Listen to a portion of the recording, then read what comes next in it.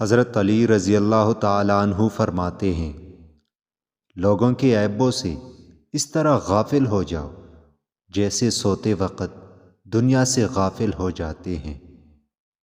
جب تمہاری مشکلات حد سے زیادہ بڑھنے لگے تو سمجھ لو کہ اللہ تمہیں بلند مقام دینے والا ہے۔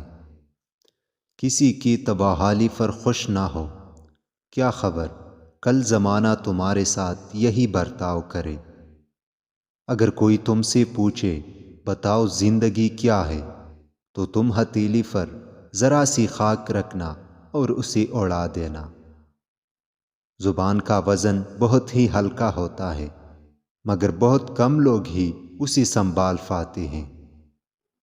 انسان کے جسم کا سب سے خوبصورت حصہ دل ہے، اگر یہی صاف نہ ہو تو چمکتا چہرہ کسی کام کا نہیں۔ انسان کا سب سے بڑا دشمن اس کا دماغ ہوتا ہے، جو پکڑ پکڑ کر لاتا ہے ان لمحوں کو جو تکلیف دیتے ہیں۔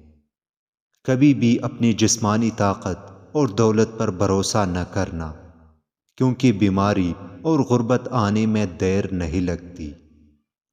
جو تمہارا غصہ برداشت کرے اور ثابت قدم رہے تو وہ تمہارا سچا دوست ہے۔ صبر کی دو صورتیں ہیں، جو ناپسند ہو اسے برداشت کرنا اور جو پسند ہو اس کا انتظار کرنا۔ جس زبان سے جھوٹ نکلنا بند ہو جائے، اس زبان سے کی ہوئی ہر دعا قبول ہوتی ہے۔ حضرت علی رضی اللہ تعالیٰ عنہ نے فرمایا، جس شخص میں یہ تین عادتیں ہوں وہ ضرور ذلیل و خوار ہوگا۔ پہلی عادت جو فضول خرچ کرتا ہوں، دوسری عادت جھوٹ بولنا ہے، اور تیسری عادت غصہ کرنا ہے۔